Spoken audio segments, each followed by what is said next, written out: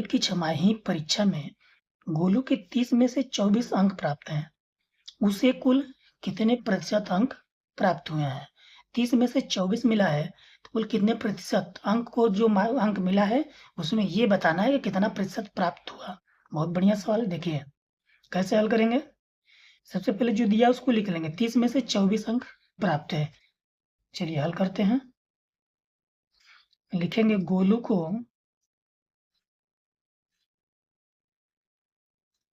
गणित में ये तथ्य थोड़ा सा लिखना जरूरी है।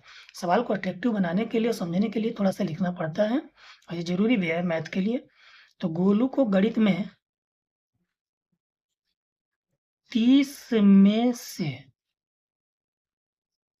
प्राप्त अंक कितना मिला है? 24। 30 में से 24 मिला है।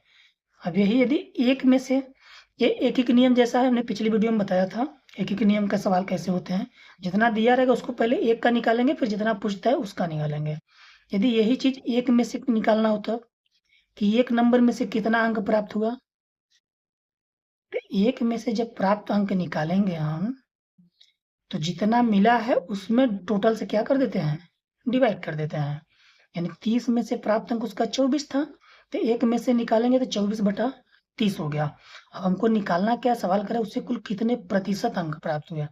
तो प्रतिशत में अंक निकालने का मतलब होता है, प्रतिशत मतलब 100 का गुना। तो हम इसको 100 में से निकालेंगे। एक में से प्राप्त अंक कितना है, तो 100 में से निकालने का मतलब जो आएगा वो प्रतिशत हो जाएगा।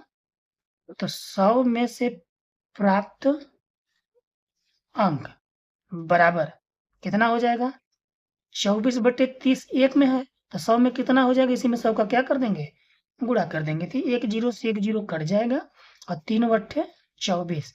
ऊपर बचा हमारा 8 गुणे 10, यानी 8 10 में कितना हो गया, 80% अंक उसको प्राप्त हुए हैं। बात समझ में आई। 100% का मतलब 100 होता है, इसलिए 100 में से हमने इसको निकाला और ये 80% हमारा अंक तैयार हो गया। ऐसे भी भिन्न का जब हम लोग प्रतिशत करते हैं तो 100 का गुणा 100 का डिवाइड किया जाता है। नॉर्मली प्रतिशत निकालने के लिए लोग 100 का गुणा ही करते हैं। समझ में आ गया। चलिए देखते हैं अगला सवाल।